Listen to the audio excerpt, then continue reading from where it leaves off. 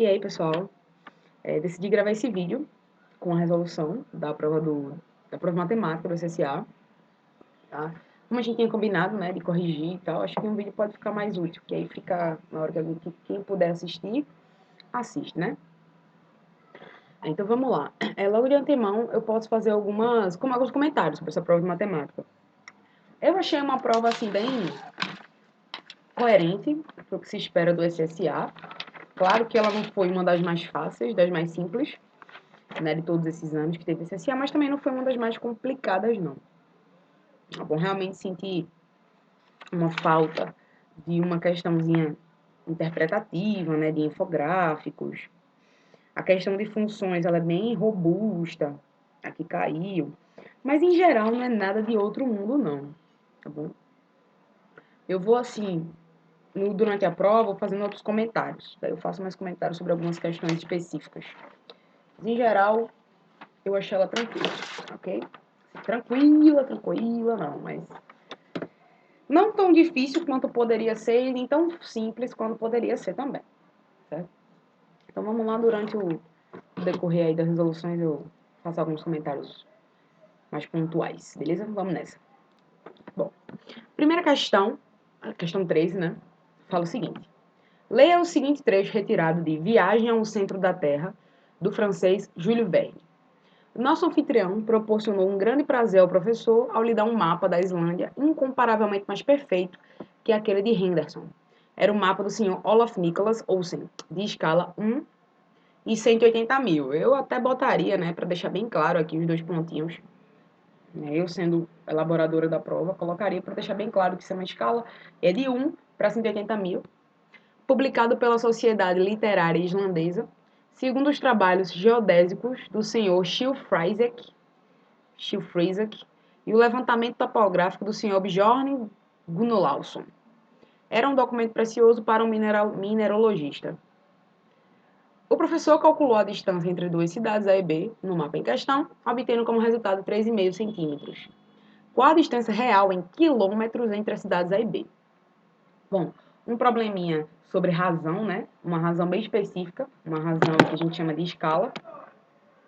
Onde essa escala, ela diz para mim, né, quantas vezes o desenho foi reduzido ou ampliado para poder caber no papel, para ficar visível no papel. Nesse caso, o desenho foi reduzido 180 mil vezes. Então, o que significa, né, a escala de 1 para 180 mil escrito desse jeito aqui, como está no enunciado? Ela está dizendo para mim que cada unidade de medida do desenho vale 180 mil unidades de medida da vida real. Então, se eu tenho um desenho e eu medi lá 3,5 centímetros, quer dizer que, na realidade, eu vou ter 180 mil vezes 3,5 centímetros. Você pode até pensar numa regra de 3, né? 1 está para 180 mil, assim como 3,5 está para x, e aí o x vai ser exatamente 180 mil vezes 3,5. Eu vou fazer aqui essa conta rapidinho, na calculadora mesmo. Isso aqui dá 630 mil, né? Só que vale ressaltar que isso aqui é em centímetros, vai ser na mesma unidade de medida da coisa que foi calculada no papel, tá bom?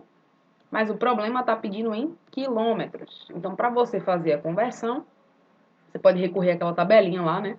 A tabelinha, a ordem dela é quilômetro, aí depois hectômetro, aí depois decâmetro, aí vem o metro, o decímetro e o centímetro. Então, quando eu quero ir de centímetro para quilômetro, vou ter que deslocar essa vírgula aí quantas vezes? 1, 2, 3, 4, 5 vezes. Não, ele está aqui, faz 1, 2, 3, 4, 5 vezes 6,3. Então, esse tamanho que fica na vida real é 6,3 quilômetros, tá? Aqui no desenho foi medido como 3,5 centímetros. Então, essa resposta está aqui na letra D de dado. Beleza? Essa questão é bem simples, por exemplo. Vamos para a próxima. Bom, nessa próxima as coisas começam a ficar mais interessantes, né? Que ele já inclui aí uma parábola, uma área de trapézio. Vamos lá. O trapézio retângulo ABCD, reto em A e B, tem seus vértices A e B, respectivamente nos pontos 1, 0 e 4, 0. E os vértices C e D pertencem à parábola da figura, cujo ponto máximo é 3, 3. E as interseções com o eixo das abscissas são os pontos menos 2 e 0 e 8 e 0. Qual é a medida da área desse trapézio? Adotando as unidades de medida de área, né, do sistema cartesiano ortogonal. Bom, então, basicamente, a pergunta se refere à área dessa figura verde aqui. Né?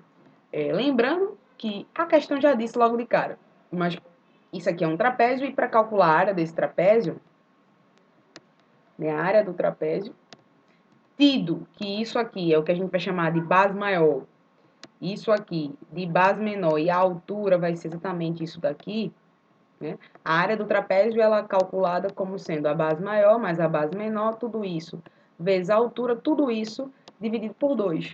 A altura eu até tenho, né? Que é de 1 até 4, de 1 até 4 são 3 unidades. Então, já sei, por exemplo, que a altura vale 3. Eu só preciso ir em busca da base grande e da base pequena, porque essas sim não me foram informadas, eu vou ter que descobrir. Qual é uma estratégia para eu descobrir esses valores? Bom, repare o seguinte, que esse ponto C, né, ele tem de coordenadas o 4 e um certo Y, né? Um certo Y aqui. E perceba que esse tamanho, ele vai ser exatamente o Bzão. Então, eu vou chamar de Bzão esse ponto aqui. Então, o C, ele vai ser 4 e Bzão. Já o D, ele tem a coordenada 1 e a segunda coordenada dele, se a gente olhar aqui, né? O valor dela vai coincidir com o tamanho de Bzinho. Então, eu vou chamar de Bzinho aqui. Beleza? Então, essas são as coordenadas dos pontos D e C. Encontrando essas coordenadas do ponto C e do ponto D, eu descubro quem é Bzão e Bzinho, coloco na fórmula da área do trapézio e calculo esse valor aí. O problema é que eu não tenho esses valores de coordenadas de C e D. Eu tenho, sim, uma informação muito importante, que é o seguinte: esses pontos pertencem à parábola. E toda parábola, eu sei que obedece, né, pelo menos uma parábola com essa estrutura aqui, ela vai obedecer à seguinte lei de formação, que é a função quadrática, né? Ela é f de x é ax ao quadrado mais bx mais c. Então, quer dizer que essa parábola aqui, ela obedece a uma certa regra, que é ax ao quadrado mais bx mais c. Então, quando eu pegar o ponto x igual a 1, eu vou obter a 1 ao quadrado mais b vezes 1 mais c. Isso aqui vai me dar exatamente a imagem da abscissa 1, que vai ser o bzinho. Eu vou até chamar esse bzinho aqui de belinha, para não confundir com o b da função quadrática, né? Vou chamar de belinha, é o meu bzinho. É o meu bzinho que vai aparecer aqui na fórmula também, para eu calcular a área do trapézio. Bom. Então, e se eu fizer a mesma coisa aqui e botar o ponto, o x igual a 4, aí eu vou obter a vezes 4 ao quadrado, mais b vezes 4 mais c, e isso vai me dar o bzão. Né? Então, basicamente, o que eu preciso descobrir nessa questão para poder matar ela é qual é essa lei de formação, né, que está modelando essa parábola daí. Quando eu descobrir quem é A, quem é B e quem é C, eu coloco nessas expressões aqui e calculo o valor da base pequena e da base grande. Então, agora vai começar o desafio, né? Que é justamente descobrir essa função, essa lei de formação dessa parábola. Eu preciso de cara saber qual é a cara da função, né? A estrutura dela generalizada, que é essa. Aí agora eu vou pegar os pontos da parábola, que são pontos que eu conheço, aplicar aí nessa função e vai aparecer naturalmente quem é o coeficiente A, quem é o coeficiente B, quem é o coeficiente C. Logo de cara a gente já pode esperar alguns valores de A, de B e de C. Por exemplo, eu sei que o A ele tem que ser um valor negativo, né? Porque a parábola está com a concavidade para baixo. Então, já espera um valor de A aqui negativo. Vamos ver se vai bater. Se não bater, é porque eu fiz alguma coisa errada. O de B, eu espero um valor positivo para B, né? Porque a parábola passa subindo pelo eixo Y. Então, eu espero um valor positivo para B. Aqui é negativo, mas aqui eu espero um valor positivo. E para C, eu também espero um valor positivo, porque está cruzando aqui no ponto positivo aí do eixo cartesiano, tá bom? Então, vamos em busca desse A, B e C. Para eu encontrar isso, o que é que eu vou fazer? Eu vou aplicar valores conhecidos já de pontos pertencentes da parábola. Eu conheço 3 pontos, faz sentido que eu saiba de pelo menos 3, porque com 3 pontos eu consigo construir 3 equações e eu vou ter 3 incógnitas, que é o A, o B e o C. Então, com 3 equações e 3 incógnitas, eu resolvo, é só um trabalho braçal aí, né? E aí eu encontro a função, a lei de formação, descubro quem é Bzinho, descubro quem é Bzão, coloco na fórmula e encontro a área do trapézio.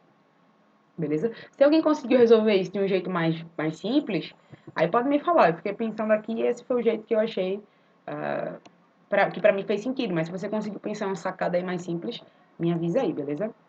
Mas bem, então vamos lá. Eu conheço alguns pontos da minha parábola, né? Por exemplo, esse ponto aqui, eu vou usar ele tem coordenadas -2 e 0. Né? Ele é -2 em x, 0 em y.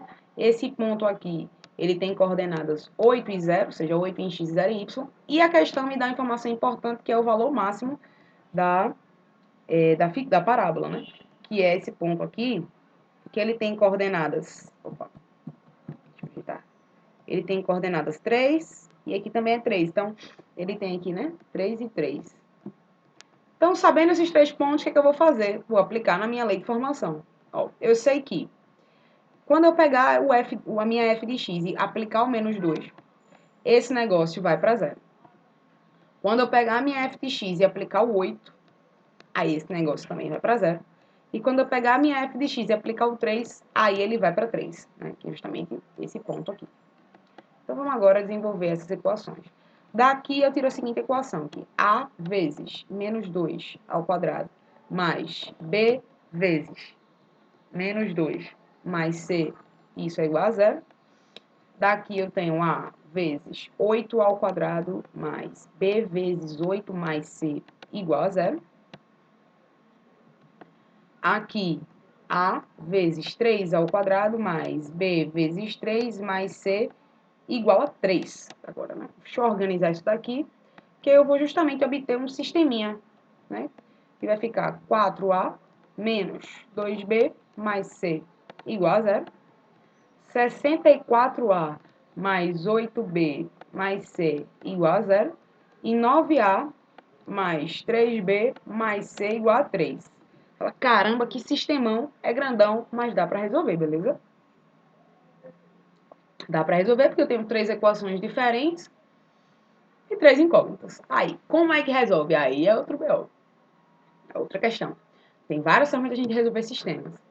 Eu vou fazer aqui pelo método da substituição. Se você conseguir pensar em um outro método, de repente usou uma adição e eliminou alguém aí, eliminou 2, enfim. Eu vou fazer o jeito que eu pensei a princípio, que é pelo método da substituição. Então, se você resolver esse sistema, então você pode pular essa etapa, né? Dá uma adiantada aí no vídeo, porque eu vou demorar um pouquinho aqui fazendo conta mesmo. E eu vou explicando passo a passo, então vai demorar um pouquinho. Quem não quiser ver a resolução do sistema, dá uma avançada aí de alguns minutos. Que agora é só trabalho braçal, beleza? O que eu vou fazer aqui, ó? Eu pensei no seguinte, como tem C aqui e C aqui, tá tudo sozinho, eu vou isolar o C em todo mundo e aplicar o C no outro, o C no outro, o C no outro, para sumir C, fica só A e B. Aí vai ficar 2 equações. Aí eu uso o sistema normal, beleza? Como é que vai ser essa ideia? Ó? Aqui eu vou isolar o C, vai ficar C igual a 2B menos 4A, né? Passei todo mundo pro lado de lá. E daqui eu tenho C igual a menos 8B menos ST4A. Tá todo mundo negativo aqui. E como eu sei que C é igual a C, né? Aquela ideia da transitividade, se isso é igual a isso e isso também é igual a isso, então quer dizer que esses dois são iguais entre si. Eu vou igualar eles aqui, e aí eu vou ter, ó, 2B menos 4A igual a menos 8B menos 64A.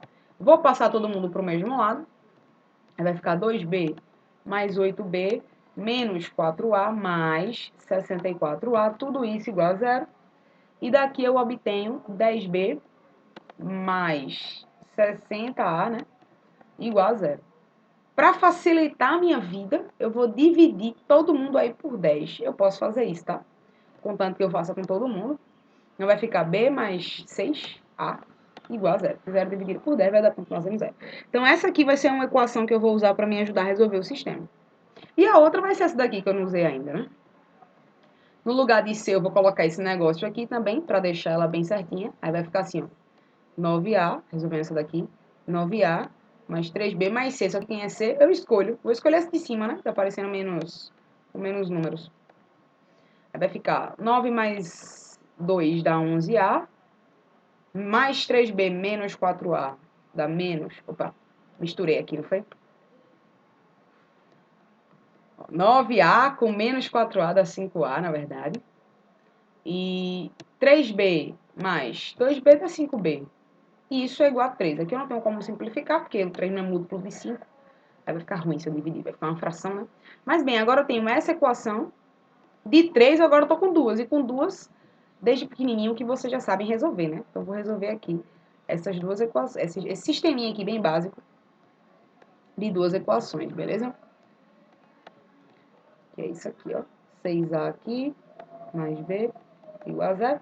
E aí você resolve pelo método que você quiser. Pode fazer por substituição. Acho que por substituição é um bom caminho. Vou fazer por substituição de novo. Vai ficar assim, ó. B é menos 6A. Daí eu aplico isso aqui e calculo o valor de B. Ou o valor de A, desculpa. Então vai ficar 5A mais 5B. Só que quem é B? Menos 6A. Isso é igual a 3. Aí, resolvendo aqui, ó, vai ficar 5A menos 30A igual a 3. Aqui vai dar menos 25A igual a 3. E A fica menos 3 25avos. Número feioso mesmo. Você fica, eita, errei. Mas não necessariamente, ó. O que a gente estava esperando aconteceu, ele foi negativo. A gente estava esperando que ele fosse negativo. Então, pode ser que eu esteja no caminho certo. Segura isso, se quiser dar uma conferida nas contas, né, nesse momento que você encontra um número meio feioso, dá aquela conferidinha. Mas é isso mesmo, beleza? Beleza. Então, encontrei A, agora eu vou encontrar B, que eu sei que B aqui, ó. B ficou fácil, né? B vale menos 6A. Então, B, vou fazer ele aqui embaixo. B vai ser menos 6 vezes menos 3 sobre 25. Né? Desse modo, o B vai ficar 18 sobre 25. Positivo, como a gente também já esperava. Deixa eu ir destacando aqui, né, os valores dos coeficientes. Já tem o A, já tem o B, só preciso do C agora para encontrar a lei de formação, aplicar os valores conhecidos e descobrir a base menor e a base maior do trapézio. É um bocado de coisa, né? Mas tá tudo certo até aí, né? Espero que ninguém tenha se perdido. Agora vamos calcular C, eu vou escolher essa equação aqui de cima, para substituir o valor de B e o valor de A. Tá bom? Aqui, ó, vou pegar essa daqui, já sei quem é A, já sei quem é B. Ctrl C agora. É 2 vezes B, quem é B? 18 sobre 25, menos 4 vezes A, quem é A? Menos 3A, ou menos 3 sobre 25. Fazendo essas continhas, eu vou ter 36 sobre 25, menos com menos fica mais, 12 sobre 25, e aqui eu tenho 48 25avos. Esse é o valor de C, que também deu feioso, né? Deu tudo feioso, mas pelo menos deu tudo com o mesmo denominador. Aí pode ser que você fale, talvez eu esteja no caminho certo. Deu 25 aqui, 25 aqui, 25 aqui. E como a gente também esperava, o C deu positivo, né? A gente esperava um C positivo e um B positivo. Agora eu tenho a minha lei de formação. Quem é a minha lei de formação? Eu vou escrever ela aqui embaixo, ó.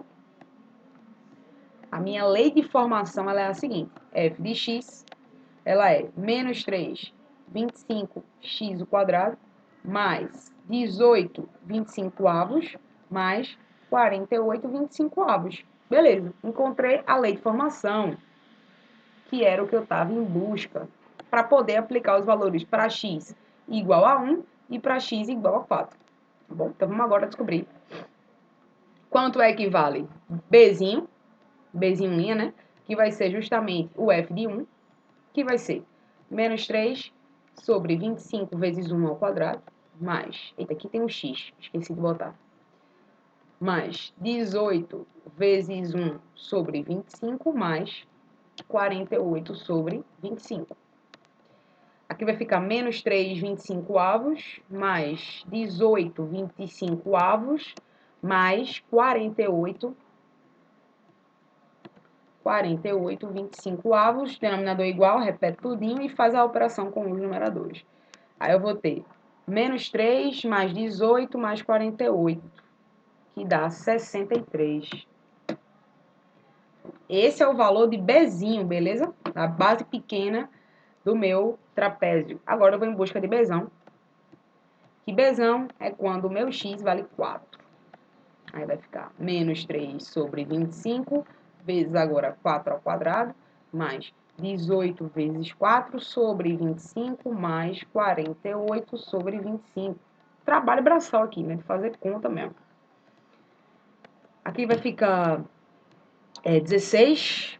16 vezes menos 3 fica menos 48, né? Menos 48 sobre 25, mais 18 vezes 4 vai ser 18 vezes 2, é 36, 72. O bom aqui, ó, aí começa a dar a entender que você está no caminho certo, né? Corta umas coisinhas bacanas aí. Então, eu no final fico com 72,25 avos e esse é o valor de Bzão. Agora acabou-se. Eu boto aqui na fórmula da área do trapézio e calculo finalmente qual é o valor da área verde. Bom, vou botar aqui do ladinho. Ó, quem vai ser a minha área? Vai ser Bzão, que Bzão é 72 sobre 25, mais Bzinho, que é 63 sobre 25, faz sentido, né? De fato, Bzão tem que ser maior do que Bzinho, e de fato será. Tudo isso vezes a altura, que vale 3, tudo isso dividido por 2. Tá bom? Então, essa área, ela fica aqui somando, eu repito, denominador, deixa eu botar isso organizadinho, todo mundo sobre 2, é que fica 25 embaixo e 135 em cima, tudo isso vezes 3. Aqui dá para simplificar, né? Enfim, aí fazer conta aí. Fazer conta eu sei que vocês sabem fazer direitinho. Resolvendo essas contas aí, vai ficar 16,2 aqui em cima, dividido por 2, então a resposta é 8,1 unidades de área aí do sistema cartesiano ortogonal, beleza? A resposta, letra B. É uma questão trabalhosa, realmente, mas não é questão de outro mundo, não, né? Se você tem os conhecimentos ali básicos, você vai ter trabalho, isso aí de fato, mas você consegue resolver tranquilamente, beleza? É uma questão bem grandinha mesmo. Mas em compensação, a anterior foi bem pequena, né? Então, achei equilibrado, ok? Resposta letra B de bola. Vamos para a próxima. Vamos lá. Ela fala assim: um grupo de pessoas em uma empresa precisa se reunir para tomar algumas decisões. Dadas algumas medidas restritivas para evitar aglomeração, eles irão manter o distanciamento de mínimo de 1,5 metros entre si. Ou seja, no mínimo eles têm que ter 1,5 metro de distância. O máximo é infinito, mas o mínimo é 1,5. A organização dessas pessoas será circular, em círculos com 3 metros de diâmetro, podendo ter pessoas no seu interior e na sua fronteira. Qual a quantidade máxima de pessoas que cada um dos círculos poderá comportar, desde que se respeitem as medidas restritivas? Bom, nesse caso aí, a gente tem um probleminha bem tranquilo. E eu até recomendo a vocês, desenhem a situação, né? Tente entender mais ou menos o que é que a questão está dizendo. Eu vou pegar um círculo pronto aqui, porque para fazer círculo aqui é ruim demais. Mas na hora você faria um círculozinho feiozinho mesmo, não tem problema não. Aqui eu vou deixar organizado porque tem essa condição, né? Mas qual a ideia da questão, né? Terão pessoas aqui, beleza? Não sei quantas, eu vou chutar um valor aqui, eu não sei quantas são a princípio. Vou colocar aqui uma quantidade qualquer. Podem ter pessoas dentro também, mas antes de tudo, importar as medidas, né? Ó, a distância entre essa pessoa e essa daqui tem que ser de 1,5 metro. Entre essa e essa, 1,5 metro e por aí vai. E se tiver algumas pessoas dentro também, essas pessoas têm que se distanciar entre si 1,5 metro e das extremidades 1,5 metro. Bom, mas vamos em busca primeiro de quantas pessoas eu consigo ter nesse perímetro, né, nesse contorno da minha circunferência. Porque, vê só, com a informação da questão, está dizendo para mim que o raio dessa circunferência, tá, porque aqui é o centro, né, o raio dela vale a metade do diâmetro, né, que é 1,5 metro. Então, a pergunta é, né, qual deve ser o comprimento, quantas pessoas devem ter no contorno, para que quando eu fizer a distância 1,5 dessas pessoas, eu tenha, de fato, uma circunferência de raio 1,5. Não sei se deu para sacar qual é a ideia. Mas o que eu vou fazer é o seguinte: repare que o número de pessoas da minha fronteira, que eu não conheço, né, a princípio é um valor X, não sei quantas pessoas tem, o número de pessoas da minha fronteira, vezes 1,5, vai me dar a distância total desse perímetro. posso fazer um exemplo bem rápido. Se eu tivesse um círculo com 3 pessoas, quantas distâncias eu teria? 1, 2, 3 distâncias. E se eu colocar mais uma pessoa? Aí eu teria 1, 2, 3, 4 distâncias e 4 pessoas. E se eu colocar mais uma pessoa? Eu teria 5 pessoas e 5 distâncias. Então, o número de distâncias é o mesmo número de pessoas. Então, quando eu fizer x vezes 1,5, eu vou ter todo o comprimento da circunferência, que deve ser igual ao comprimento de uma circunferência de raio igual a 1,5. Lembra que para calcular comprimento e circunferência, eu faço 2πr, não é isso? Então, aí eu tenho a minha equaçãozinha, ó. 1 vezes 1, ou x vezes 1,5, vai ser 2 vezes π, que a questão não me mandou considerar nada especificamente, então eu vou considerar 3,14. No início da prova também não vem informação acerca de π, então não posso considerar 3, tá bom? Vou considerar o 3,14, que é padrão. Vezes o raio, que é 1,5.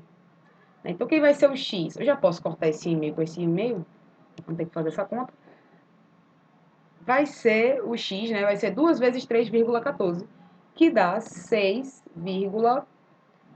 Tá bom? Significa dizer o seguinte, que se eu tiver entre 6 e 7 pessoas, e cada uma 1,5, né? Distante 1,5 entre si, essa circunferência, de fato, ela vai parecer muito com a circunferência de raio 1,5.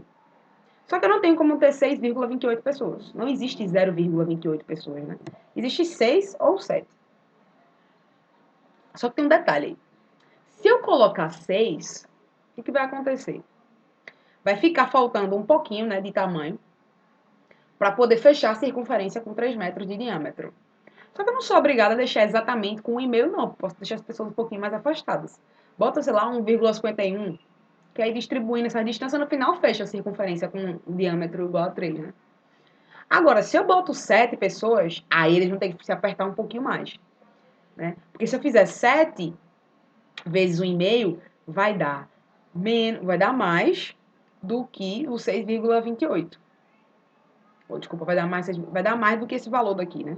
Esse produto. E eu quero que minha circunferência tenha um raio igual a 3, um raio igual a 1,5. E tá confundindo tudo agora. Que tem um raio igual a 1,5. Então, eu tenho que botar 6 pessoas, afastar elas mais um pouquinho, porque se eu botar 7, vai ficar muito apertado e não vai ter distância de 1,5 entre elas, ou então a circunferência vai ficar maior. Eu não quero que nenhuma dessas duas coisas aconteça. Então, o que é que eu faço? Distancio um pouquinho mais as pessoas e boto 6. Então, a resposta, a princípio, seria aqui a letra B. E por que é que não é a letra B? Por essa informação daqui, né? Ele fala que as pessoas podem estar também no interior e na fronteira. E repare que se eu botar uma pessoa aqui, ó, bem no centrinho, ela fica exatamente no lugar equidistante, né, de todos os pontos da circunferência, que é o centro da circunferência. Do centro para qualquer ponto da circunferência, né, do contorno da minha circunferência, a distância é a mesma, que é 1,5, que é o raio da circunferência, que é a distância mínima que tem que ter. Então, além das 6 pessoas da extremidade, eu vou colocar mais uma aqui no centro, tá bom?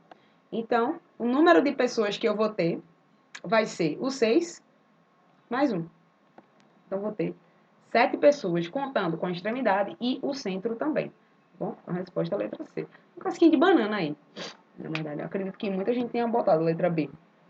Mas a resposta oficial tá a letra C. Beleza? Vamos aqui para a próxima. A questão fala assim. O Sol incidiu por trás de um grande monumento turístico, projetando uma sombra com o mesmo formato e o mesmo tamanho desse monumento.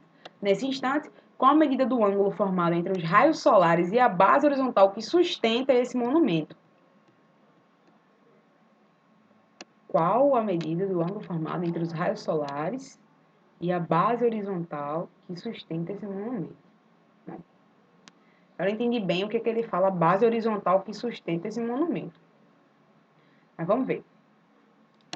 Bom, essa questão, ela fala o seguinte, que tem um monumento aqui, um monumento de preto, um monumento de azul, né? Um monumento aqui, e aí incide sobre ele raios solares, né? Nessa incidência, ela faz uma sombra aqui embaixo. E essa sombra, se isso aqui vale X, a sombra também vale X, ela tem o mesmo tamanho do objeto oficial, vamos dizer assim. E pelo que eu entendi, né, qual a medida do ângulo formado entre os raios, então ou vai ser esse ou vai ser esse. e a base horizontal que sustenta esse monumento. Acredito que o ângulo seja esse aqui, né? Esse, a base horizontal. Ah, acho que a base horizontal é esse aqui, que é o plano, né? Onde esse negócio está colocado. Então, esse ângulo daqui, que a questão quer saber, esse ângulo alfa. Para quem tem uma boa percepção de geometria, vai se ligar logo nessa questão, né? Porque a gente está vendo aí um triângulo do tipo isósceles. Por que isósceles? Porque ele tem dois lados com a mesma medida, né? Isso aqui vale x e isso aqui também vale x. Então, ele tem os dois lados com a mesma medida. Quando eu tenho no triângulo isósceles um ângulo reto, os outros dois com certeza valem 45, né? Porque é o seguinte, no triângulo isósceles, os ângulos, esses dois ângulos aqui, né, que são opostos aos lados que são congruentes, eles também são congruentes. Então, se aqui é alfa, aqui também é alfa. Como esse monumento não é a Torre de Pisa, ele vai ficar ortogonal ao chão, então aqui faz 90 graus. Você pode até usar uma álgebrazinha para fazer, mas nem precisa, que seria 90 mais alfa. Mais alfa tem que dar quanto? 180, que é o somatório dos ângulos internos de um triângulo isósceles. De isósceles não, de um triângulo qualquer. Então, fazendo aí essa equaçãozinha, o alfa só pode ser 45. Né? Então, teria várias formas de fazer essa questão. Você pode usar essa ideia de triângulo isósceles. Você pode usar trigonometria também. Usar cateto oposto sobre adjacente, que dá tangente, né? O tangente de 1. Tangente vale 1. Qual é o ângulo que tem a tangente igual a 1? 45. Então, você também poderia usar essa ideia. Mas aí, bem rapidinho, a gente já resolve ela, a resposta letra A de amigo. Beleza? Essa questãozinha de boa, acho ela muito boa. Vamos para a próxima. Vamos lá. Encaixar uma rampa pode ser um pesadelo na hora do projeto, mas só quem já precisou subir uma rampa inclinada de cadeira de rodas ou empurrar alguém que sentiu na pele que um bom projeto faz toda a diferença nessa hora. O primeiro passo é aprender a calcular a sua inclinação através da equação simples, I é igual a 100 vezes H sobre C, onde I é a inclinação, que é expressa em porcentagem, H é a altura do desnível, C é o comprimento da projeção horizontal.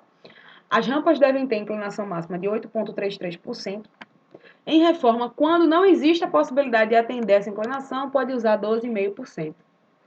Em uma reforma na qual não foi possível atender essa inclinação máxima, mas é uma reforma, então pode ser 12,5%, né?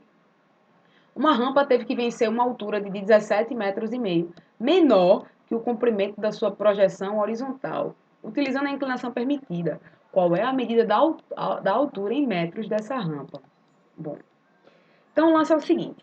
O que é que essa fórmula, né? Essa fórmula daqui, I igual, desgraça, I igual a 100 vezes H sobre C. O que ela está dizendo para mim? Está dizendo para mim o seguinte, que existe uma rampa. Naturalmente, essa rampa, ela quer sair desse nível e chegar nesse, né? A pessoa vai subir. Então, ela precisa vencer uma certa altura aqui. Essa é a altura que ele chama de H. E, naturalmente, ela tem uma projeção horizontal, né? Essa projeção horizontal é que a questão está chamando de C. E ela está dizendo o seguinte, essa altura, ela não pode ser muito maior do que o C, porque se ela for muito maior, a pessoa com cadeira de rodas não consegue subir. E também se ela for muito pequena, o que acontece é que a rampa tem que ficar muito grande para poder vencer esse desnívelzinho. Né? Se ela for... Não, peraí. Confundi tudo aqui. O H não pode ser muito grande. O que acontece é que se o H for muito grande, aí o C, ele pode ser o mesmo tamanho, que vai ser disponível lá, mas a rampa fica muito inclinada. Esse ângulo aqui, né, de abertura fica muito aberto. E é ruim de subir, foi isso que eu tinha dito. O caso oposto seria que eu também não posso colocar esse C muito pequeno aqui. Se eu colocar o C muito pequeno, aí a rampa também fica muito inclinada e fica ruim de subir. Beleza? Foi isso que eu quis dizer e me atrapalhei.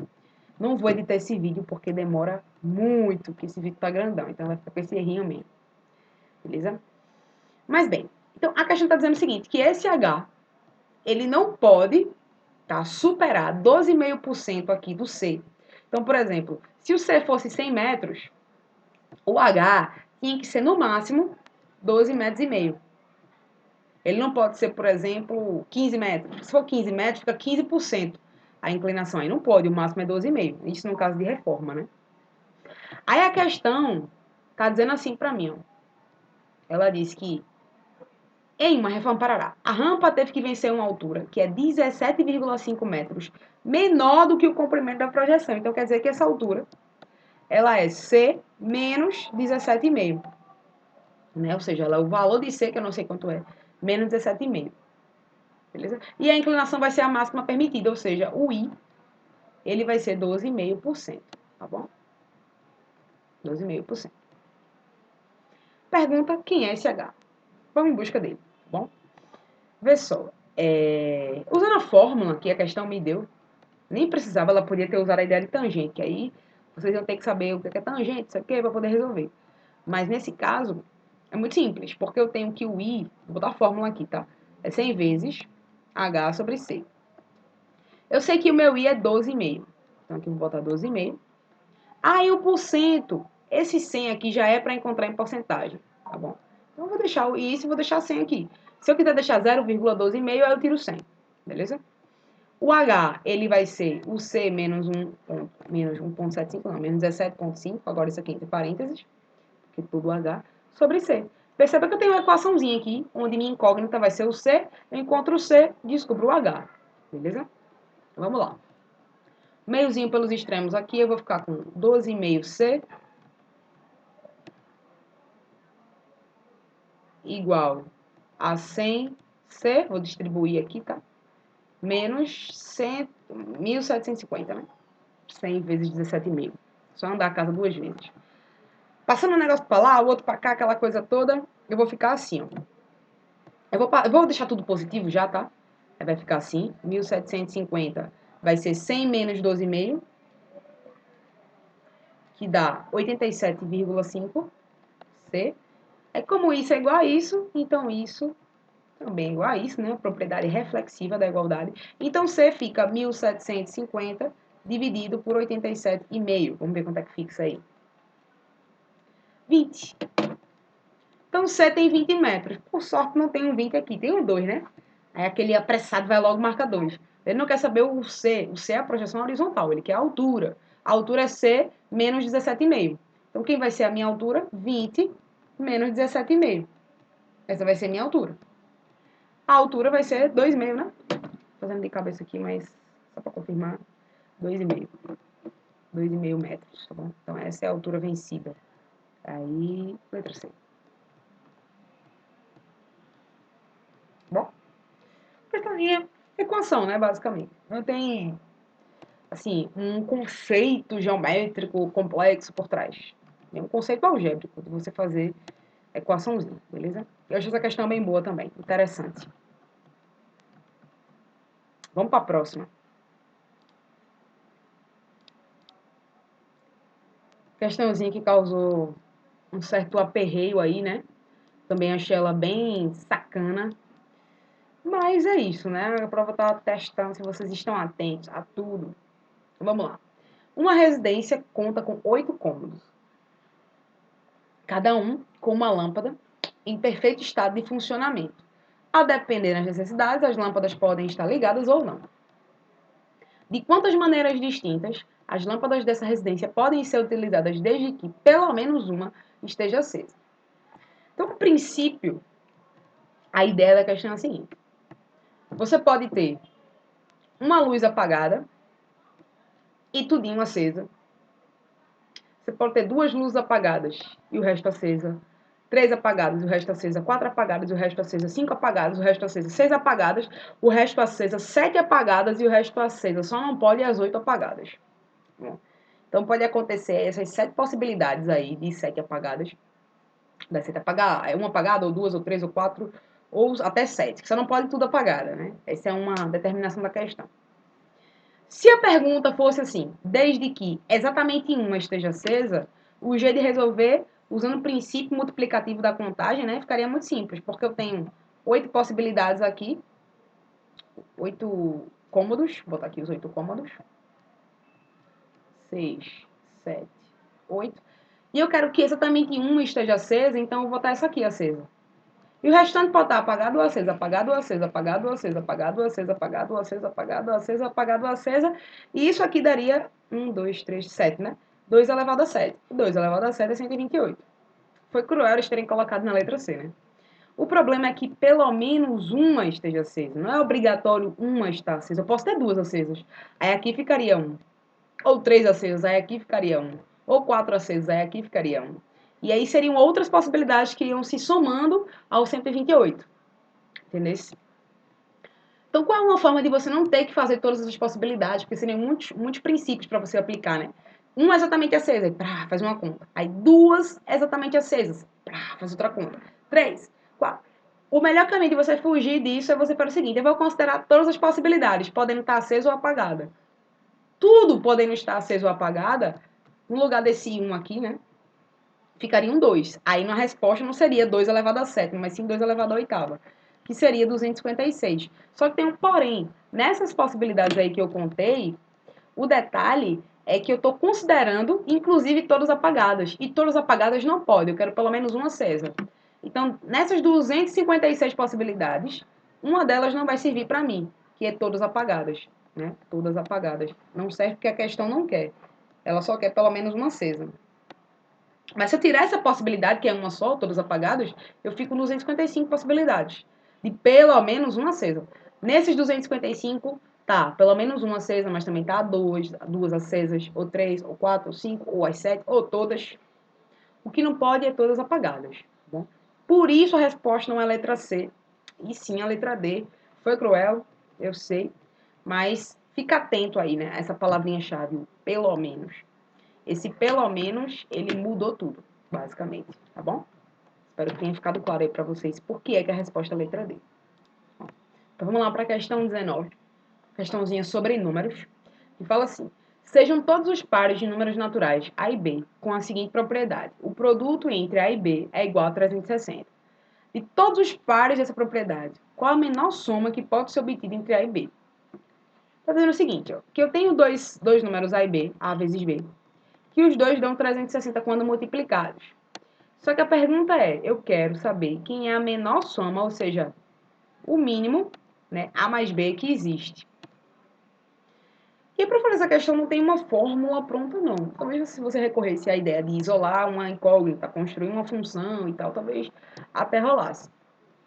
Mas eu acho que o melhor caminho aí, né, para a gente ir em busca dessa resposta, é você testar algumas hipóteses mesmo. Por exemplo, claro que isso requer um pouquinho de maturidade, mas você pensar assim, de que maneiras eu posso obter o 360? E isso passa, naturalmente quase, que pelos divisores de um número, né? Por exemplo, eu sei que 120 vezes 3 dá 360. Por quê? Porque tanto 3 quanto 120 são divisores de 360. Uma forma de você pensar nisso.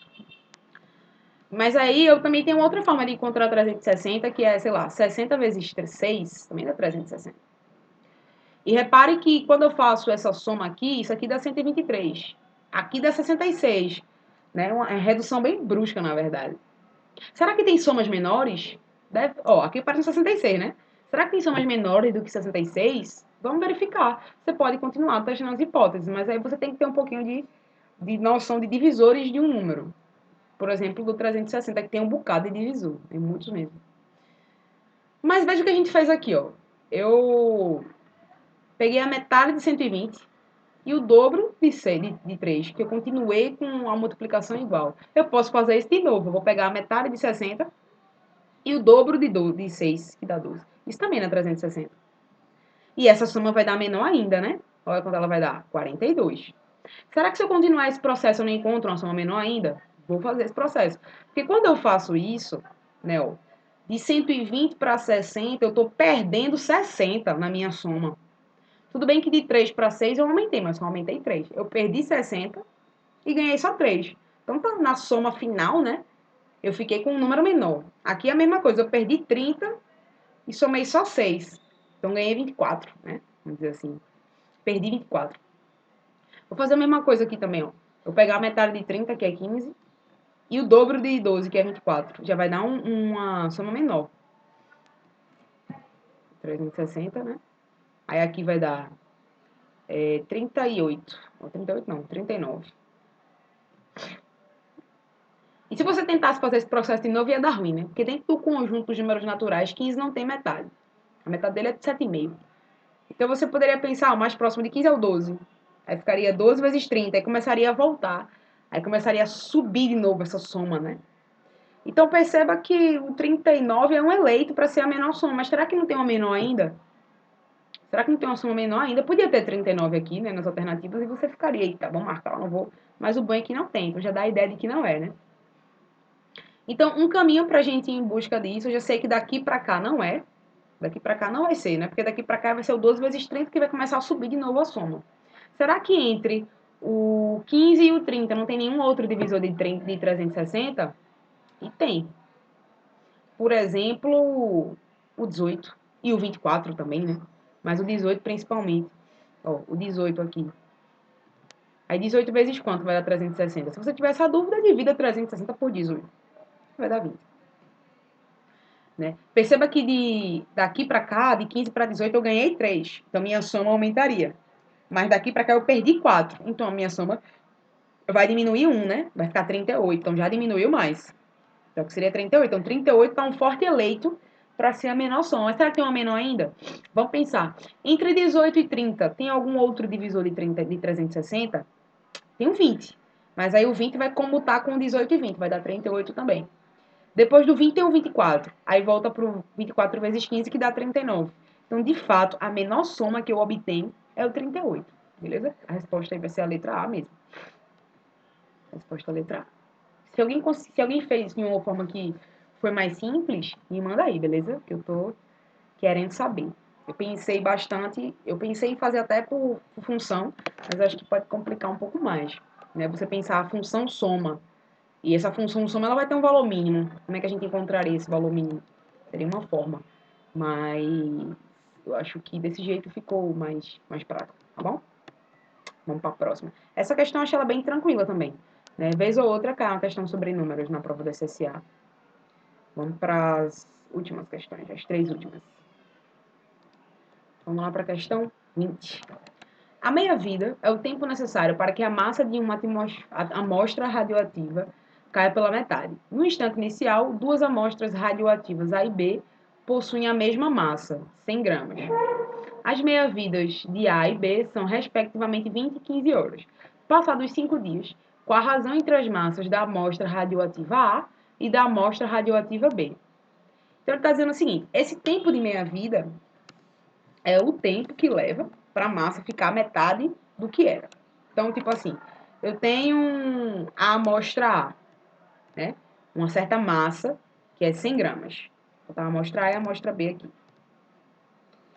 A amostra A, ela tem 100 gramas, e depois do tempo de meia-vida, que no caso da amostra A é de 20 horas, ela vai para 50 gramas.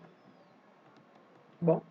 E no caso da B, ela tem 100 gramas também, mas no caso da B ela demora menos. Né? Em 15 horas, ela já fica com 50 gramas. Ela demora, é mais rápido, né? Vamos dizer assim. Então, já se espera que no final do processo... Tá tudo certinho, né? 20 horas. No final do processo, a gente tenha mais massa de A do que massa de B.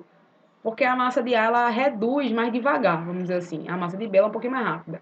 Em 15 horas, ela já está na metade. Depois mais 15 horas, metade de novo. A A, ela em 20 está na metade. Depois mais 20 na metade de novo. Só que a B, né, passaram 30 horas até ficar metade na metade. E na A demora 40 horas. Depois de 5 dias, qual vai ser a razão entre essas novas massas? Vamos em busca desse valor. Logo de cara, seria interessante a gente descobrir aqui quanto é que vale a massa. Você pode fazer essa conta, né? A massa de A depois de 5 dias. Ou seja, quantas reduções de meia-vida foram feitas dentro de 5 dias? Em 5 dias, cabem quantos bloquinhos de 20 horas? Poderia pensar assim. 5 dias é 5 vezes 24 horas, né? Isso aqui dá 120. Então, veja, se eu tenho uma coisa que é 20 horas para ficar a metade, em 120 horas ela faz essa redução 6 vezes. Não é isso? Então, vê só, a nova massa de B, a nova massa de A, ela vai ser a metade, tá assim, vai ser 100 vezes a metade. Quantas vezes a metade? 6 vezes. Ou seja, era 100, aí faz a metade uma vez. Aí depois a metade de novo. A metade, isso 6 vezes, até completar os 5 dias. Então, eu posso reescrever isso desse jeito. Não sei se ficou claro para vocês, mas eu posso até ilustrar aqui, ó, era 100, né? Aí o primeiro processo de meia vida ficou na metade. Aí no segundo processo, metade de novo. Terceiro, metade na metade na metade. No quarto, no sexto, no final, eu vou ter 6 vezes aqui o meio sendo multiplicado por ele mesmo, que eu posso representar desse jeito, né? Sem problema nenhum. E aí eu vou ter a massa de A ao final dos 6 blocos, dos 5 dias. Se você quiser fazer essa conta, pode fazer. Você vai fazer metade da metade da metade, isso 6 vezes. Você vai encontrar um número. Pode fazer assim também. E em B, eu vou ter quantos blocos, né? De 15 horas dentro de 120 horas. 120 dividido por 15 dá 8, se não me engano. 8. Então, a massa de B, ao final dos 5 dias, vai ser 100 vezes 1 meio, só que elevado a 8. Agora, você pode fazer essa conta também, sem problema nenhum, fazer na mão, né?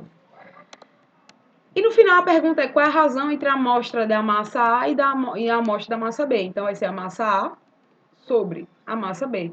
Só que quem é a massa A? 100 vezes 1,5 aqui, 1 meio, elevado a 6. E aqui é 100 vezes 1 sobre 2, elevado a 8. Aí o 100 corta com 100, de fato não importa qual é a massa inicial. Pode ser 1.000 gramas ou 1 milhão de gramas, ia se cortar, né? A razão ia ser a mesma no final das contas. Então aqui para resolver, eu faço, repito a primeira, né? Repito a primeira. E multiplico pelo inverso da segunda.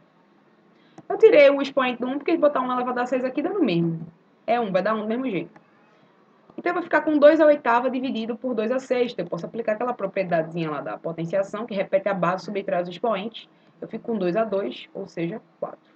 Então, quer dizer que ao final dos 5 dias, a massa A, ela fica 4 vezes a massa B ainda. Fica 4 vezes maior do que a massa B. Beleza? Se você fizer na mão também, vai dar a mesma coisa. Você vai ter mais trabalho, né? Fazer mais conta. Mas se você consegue se sentir mais seguro assim, não tem problema não, beleza? Questãozinha bem boa também, eu achei essa 20. Vamos nessa. Bom, questão 21. No paralelogramo ABCD da figura, as medidas dos segmentos AB e BC são, respectivamente, 4 e 6. E a medida do ângulo formado por esses segmentos é 60. Qual é a diagonal AC? A diagonal AC aqui não está destacada, né? Ela vai ser esse tamanho aqui. Eu vou chamar de X. Chamar, sei lá, de X esse tamanho. Quanto equivale ele? Eu tenho aí uma questão bem boa, porque ele me deu a figura, poderia não ter dado, poderia ter só descrito ela. Tipo, falado que tem um paralelogramo, que tem 4 e 6, um certo paralelogramo ABCD e tal, ficar descrevendo a figura, só que veio o auxílio que é a própria figura. Então, basta a gente organizar os dados, pensar em que estratégia vai ser a resolução e aplicar. Tem muito que ficar, nem muito que ficar pensando, na verdade. Se fosse um triângulo retângulo, ou seja, se isso aí fosse um retângulo e eu quisesse a diagonal, eu aplicava o teorema de Pitágoras e saía na hora. Só que eu tenho um ângulo que não é reto, é 60 graus. Para aplicar a ideia, eu vou fazer o quê? Acho que vocês já estão ligados aí. Lei de cossenos, né? A lei de cossenos aqui vai me dar esse valor desse outro lado aí. O lei de cossenos é uma alternativa ao teorema de Pitágoras, quando o ângulo não é reto. Tá bom? Daí a gente usa a trigonometria ao nosso favor. Mas para quem está lembrado, a lei de cossenos é x ao quadrado, vai ser 4 ao quadrado, mais 6 ao quadrado, menos 2 vezes 4 vezes 6 vezes o cosseno do ângulo, que é o cosseno de 60. Beleza? Lembrando sempre que fica isolado lá para onde o ângulo está olhando e o cosseno do ângulo fica exatamente o ângulo oposto ao lado procurado. Os outros dois, eles ficam na fórmula sendo A e B, vamos dizer assim, né? Agora fazer conta, basicamente. Fazer essas continhas aí. X ao quadrado vai ser 16 mais 36 menos. Bom, o cosseno de 60 é 1 sobre 2, né? Isso aqui. Então, eu posso cortar aqui, ó, esse 2 com esse 2. Fica só 4 vezes 6, que dá 24. E aí, eu vou fazer essas contas, x ao quadrado vai ser 16 mais 36 dá 52, menos 24, 28. Já se esperava, né? Que não seria um número quadrado perfeito por causa desse dado aqui. Se esperava que ia dar um negócio meio... um número assim, que não tem raiz exata, né? Que é um número irracional. Mas ele pede para aproximar. Bom, eu sei bem que o 28 ele é 4 vezes 7. Quando eu tirar a raiz disso, o 4 sai da raiz, que a raiz de 4 é 2, e x fica 2 vezes a raiz de 7. Só que ele pede para considerar a raiz de 7 como sendo 2,65. Então, x vai ser 2 vezes 2,65. X fica 10 aqui, 12, 13, 5,3 é metros ou é centímetros? É metros. Centímetros. 5,3 centímetros. Beleza? Essa diagonal AC, letra B. Simples, aplicação direta do lei de cossenos, né? Sem muita firula. Vamos para a próxima. E para fechar com chave de ouro essa provinha, uma questãozinha sobre funções, né? Na verdade, sobre o gráfico das funções. Fala assim: no plano cartesiano ortogonal da figura, as retas R e ST possuem respectivamente coeficientes iguais, angulares iguais a alfa, beta e gama. Portanto, é correto afirmar que alfa é maior que beta, ou quem é maior, quem é o menor, quem é o maior coeficiente angular e quem é o menor coeficiente angular. Beleza? Bom, logo de cara, eu acho que o importante aí é você ir em busca da função que gera essas retas, né? Função que vai gerar essas retas é a função afim. A função afim, ela tem um formato generalizado assim, né? Ax mais b.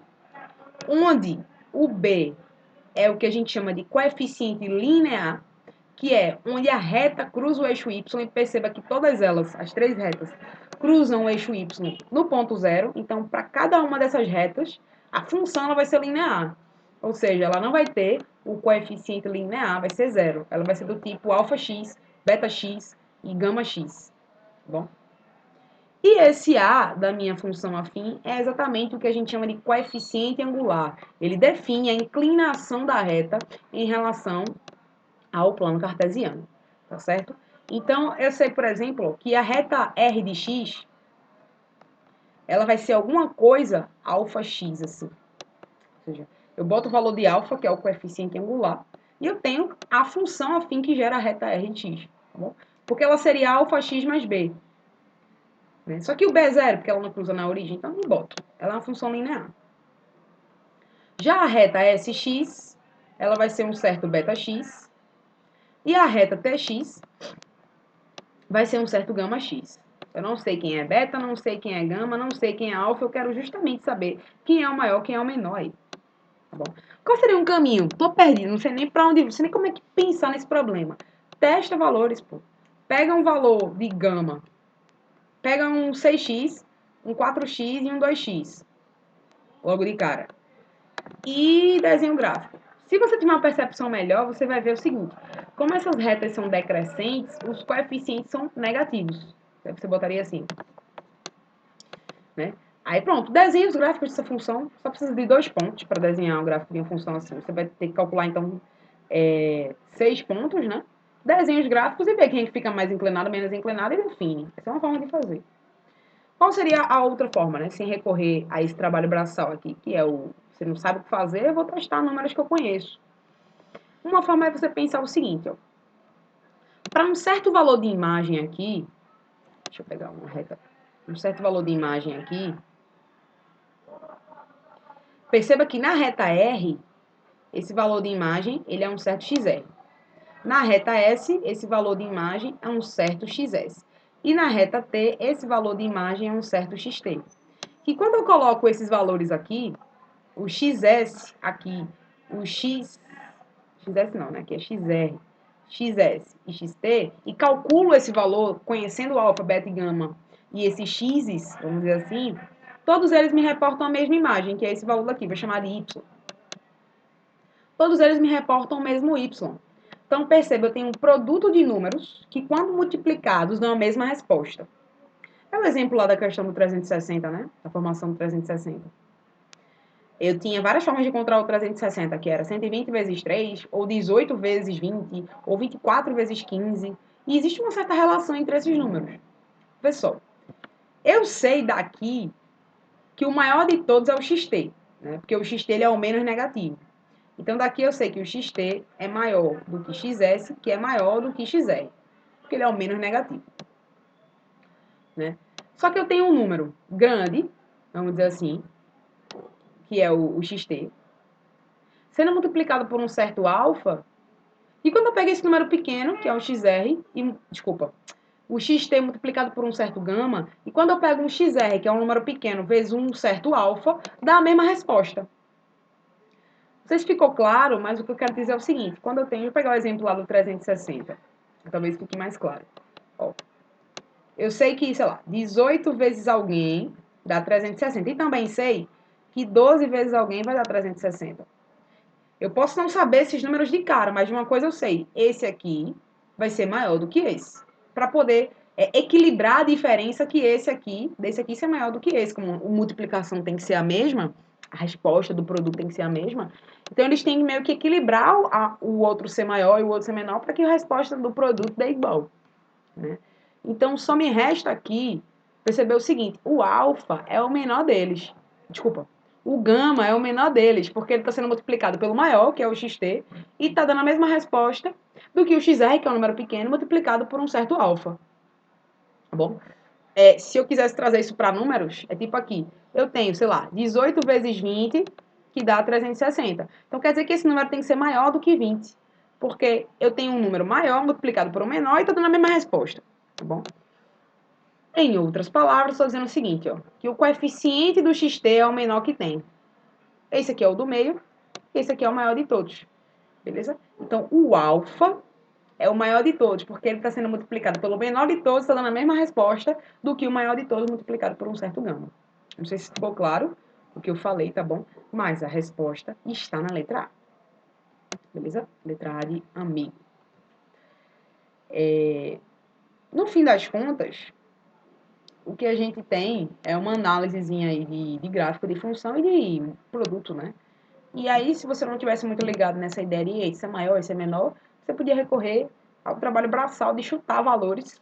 Pega 6 de x, 4 de x e 2 de x, pega negativo, né, para ficar coerente com o desenho da função, e aplica 2 pontos de x, calcula 2 pontos de y, desenha o gráfico. Desenho do outro, que você veria que, de fato, o que tem o maior coeficiente linear é o que fica mais inclinado, assim, fica mais bem...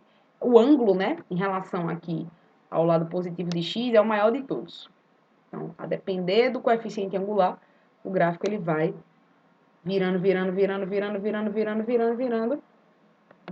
até tender aí a, sei lá onde. Beleza? Então, a gente encerra aqui a prova de matemática. Eu vou postar um outro vídeo com a prova de física, decidi deixar separado, que acho que fica melhor. Qualquer dúvida que vocês tenham tido aí, vocês podem ou deixar no comentário ou falar comigo, vocês têm meu contato, né?